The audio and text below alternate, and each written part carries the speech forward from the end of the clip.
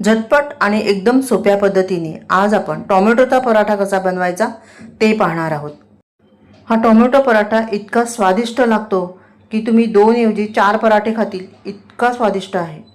बनवायला अतिशय सोपा आहे, कमी साहित्यात तयार होणार आहे, झटपट तयार होणार आहे आणि घरातील लहान मोठे सगळ्यांनाच हा आवडेल इतका मस्त हा टोमॅटो पराठा तयार होतो। चला तर मग वेळ न दवडता आपण रेसिपीला सुरुवात करूया। इथे बघा मी मध्यम अशी 3 टोमॅटो घेतलेले आहेत। चांगले लालबुंद असे टोमॅटो स्वच्छ धुवून घ्यायचे। यानंतर टोमॅटोच्या बारीक फोडी करून घ्यायच्या आहेत आणि मिक्सरला ह्याला आपण बारीक करून घ्यायचं। ह्याची मस्त अशी प्युरी तयार करून घ्यायची, एकदम स्मूथ ह्याला वाटून घ्यायचं आहे। तर इथे बघा मिक्सरच्या भांड्यामध्ये घातलेलं आहे आणि हे फिरवून घेते आहे। इथे टोमॅटो प्युरी मी तयार करून घेतलेली आहे। आता ही टोमॅटो प्युरी मी तुम्हाला मोजून दाखवते। तर बरोबर 1 कप ही टोमॅटो प्युरी झालेली आहे।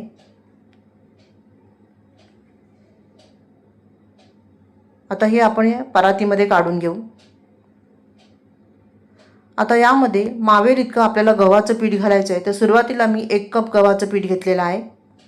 यानंतर लागेल तसं पीठ आपण वापरणार आहोत। अर्धा चमचा काश्मीरी रेड चिली पावडर मी इथे घेतलेली आहे, ही जास्त तिखट नसते। चवीनुसार ह्यामध्ये मीठ घातलेलं आहे आणि 1 चमचा इथे मी साखर घातलेली आहे। टोमॅटोचा आंबटपणा, मिरचीचा तिखटपणा, मीठ आणि साखरेचा गोडवा यामुळे हा टोमॅटोचा जो पराठा आहे तो इतका चटपटीत तयार होतो, मस्त असा ह्याला फ्लेवर येतो।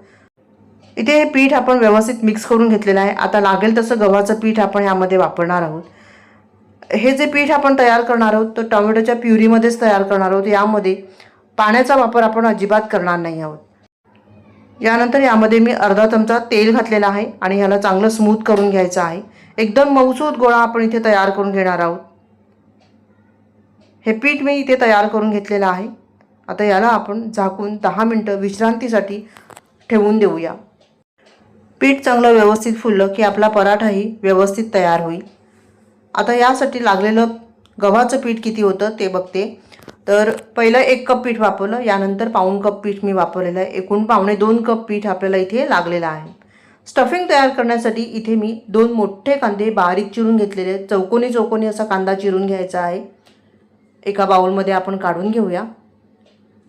यानंतर यामध्ये मी वापरणार आहे कांदा लसूण मसाला। कांदा लसूण मसाल्यामध्ये लसूण आहे, कोथिंबीर आहे, आलं आहे, खोबरं आहे, असे सर्व जिन्नस असल्यामुळे हा एकच मसाला मी इथे वापरणार आहे। तुम्ही कुठलाही घरगुती मसाला देखील वापरू शकता किंवा पावभाजी मसाला वापरू शकता। तुम्हाला जो आवडेल तसा मसाला ह्यामध्ये तुम्ही वापरू शकता। इथे मी हा 2 चमचे मसाला घातलेला आहे। थोडंसं मिक्स करून घेते। आवश्यकता वाटल्यास आपण यामध्ये पुन्हा मसाला वापरू शकतो। किती आपल्याला तिखट हवा आहे त्यानुसार। पाव चमचा इथे मी हळद घातलेली आहे आणि पुन्हा 1 चमचा हा मसाला मी वापरलेला आहे। तर एकूण 3 चमचे कांदा लसूण मसाला मी वापरलेला आहे आणि हे व्यवस्थित स्टफिंग तयार झालेलं आहे। कांदा लसूण मसाल्यामध्ये मीठ आहे, पण ह्या मसाल्यामध्ये थोडं कमी मीठ आहे। नाही मीठ वापरलं स्टफिंगमध्ये तरीसुद्धा चालू शकतं आणि वापरायचंच असेल तर ते आपल्याला वरून घालायचं आहे। तर इथे हे 10 मिनिटांनंतर पीठ बघा एकदम स्मूथ तयार झालेलं आहे। ह्याला थोडंसं आपण मळून घेऊया। आता या पिठाचा एक गोळा आपण काढून घेणार आहोत आणि बाकीचं पीठ जे आहे ते आपल्याला झाकून ठेवायचं आहे।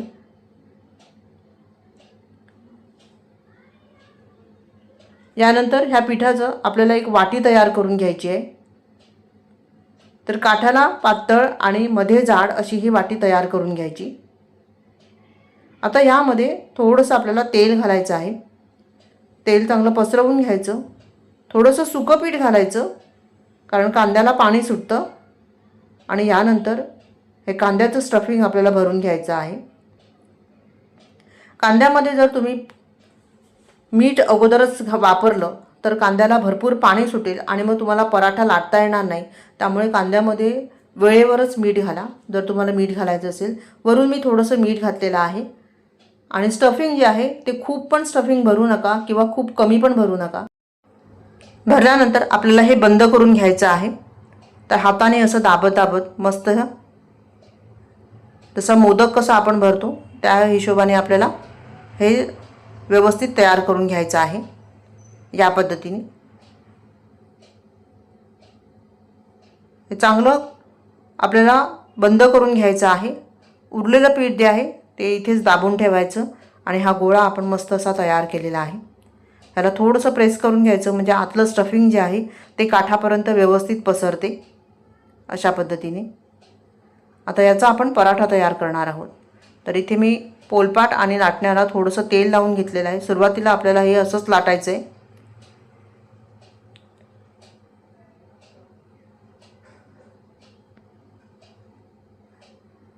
मस्त असा हा पराठा तयार होतो. तर यावर आता आपल्याला सजावटीसाठी पांढरे तीळ घालायचे. असतील तर घाला, नसतील तर नाही घातलं तरीसुद्धा चालेल, दिसायला छान दिसतं. वरून थोडीशी बारीक चिरलेली कोथिंबीर घालायची आणि ह्याला मस्त असं लाटून घ्यायचं आहे. तर लाटताना थोडासा भार देऊन लाटायचं म्हणजे मग तीळ आणि कोथिंबीर निघणार नाही. आवश्यकता वाटली तर इथे सुक्या पिठाचा आपल्याला वापर करायचा आहे. थोडं थोडं सुकं पीठ वापरून हा पराठा जो आहे तो आपल्याला लाटून घ्यायचा आहे. लाटताना थोडासा काळजीपूर्वकच लाटायचा आहे. इथे बघा मी खूप जाडही नाही आणि खूप पातळही नाही असा हा पराठा लाटून घेते. तर इथे हा आपला पराठा मस्त असा लाटून झालेला आहे. मध्यम स्वरूपाचा हा पराठा आहे. आता आपण ह्याला शेकून घेऊया. तवा इथे गरम करण्यासाठी ठेवलेला आहे. त्यावर हा पराठा घालायचा आणि दोन्ही साईडने मस्त असा खरपूस आपल्याला मध्यम आचेवर भाजून घ्यायचा आहे. एकदम खरपूस याला भाजायचं म्हणजे कांदा जो आपण मध्ये स्टफ केलेला आहे तो कांदा जो आहे तो चांगला करपला पाहिजे. इथपर्यंत चांगला कुरकुरीत तयार करून घ्यायचा आहे हा पराठा. कोणाला सॉफ्ट आवडत असेल त्याने सॉफ्ट पराठे पण तयार करून घेऊ शकता, जेणेकरून टिफिनला वगैरे तुम्ही मुलांना देऊ शकता. बघा किती मस्त सुंदर असा हा पराठा तयार झालेला आहे. एकदम टेम्पटिंग दिसतोय. ह्यावर तुम्ही तेल, तूप, बटर काहीही तुमच्या आवडीप्रमाणे लावू शकता आणि मस्त असा शेकून घ्यायचा दोन्ही साईडने खरपूस. बघा मस्त ह्याला रंगसुद्धा आलेला आहे आणि इथे दोन्ही साईडने मी खरपूस ह्याला भाजून घेतलेला आहे. आता ह्याला आपण प्लेटमध्ये काढूया. दहीसोबत किंवा कुठल्याही नारळाच्या चटणीसोबत तुम्ही ह्याला सर्व करू शकता. नारळाच्या चटणीसोबत अतिशय स्वादिष्ट लागतो हा पराठा. रेसिपी आवडली तर लाईक आणि कमेंट करायला विसरू नका. धन्यवाद. Bye bye.